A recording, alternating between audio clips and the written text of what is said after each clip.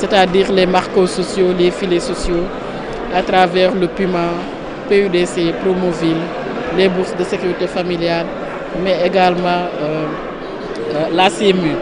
Et c'est des programmes, comme vous le savez, qui sont exécutés au niveau du ministère pour effectivement mettre en œuvre la politique d'inclusion sociale qui a été tracée par le président de la République et qui aujourd'hui est en train d'être mise en œuvre par le gouvernement du Premier ministre Amadou Ba.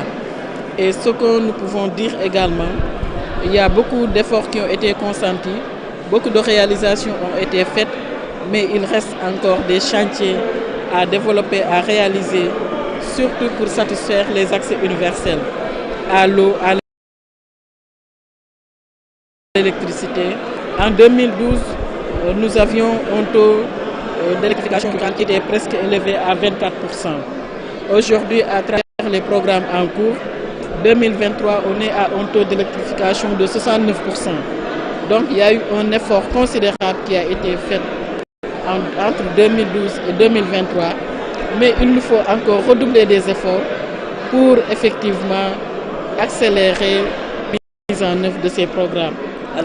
Autre décision phare aussi qui a été prise par le chef de l'État, c'est l'extension du revenu de ménage. Aujourd'hui, les services sont en train de travailler avec l'administration centrale, mais aussi l'administration territoriale, les communes, les gouverneurs, les préfets, pour mettre en œuvre cette décision du chef de l'État.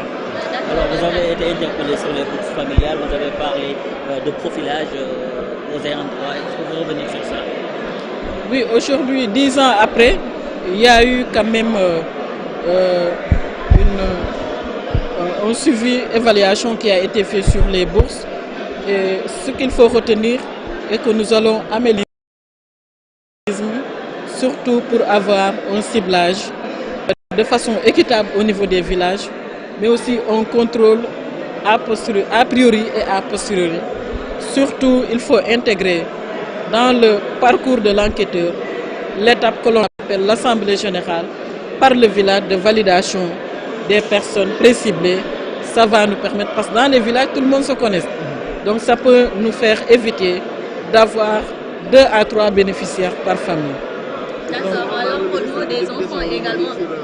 Le manque d'électricité dans certaines zones, au nom de l'équité territoriale, qu'est-ce qu'il faut faire? Bon, au nom de l'équité territoriale, nous allons continuer à électrifier les villages. Je l'ai noté tantôt. Aujourd'hui, à 69% d'électrification rurale. 2012, on était à peu près à 24%. Donc, nous allons continuer pour satisfaire l'ensemble de ces populations qui aujourd'hui veulent de l'électricité, ce qui est une revendication légitime, parce qu'on ne peut pas parler de développement d'émergence sans électricité. L'enrôlement des enfants aussi est une demande sociale, notamment les enfants talibés. Qu'est-ce qui est prévu? Bon, je ne dirais pas les enfants talibés, mais les enfants vivant avec un handicap. Et c'est la question de la protection sociale. Donc, pour cela, il y a déjà la loi d'orientation sociale qui est là, mais aussi il y a les documents stratégiques qui ont été élaborés par le ministère et d'autres ministères avec qui nous partageons le secteur de la protection sociale. Et nous allons continuer à travailler à améliorer la prise en charge des personnes vivant avec un handicap. Madame le ministre ci wolof rek dem tey nakal nañu sa budget tey jii nii gis nañ ci yokkute est-ce que doy na ak liggéey yi nga xam ne moo lay xaar?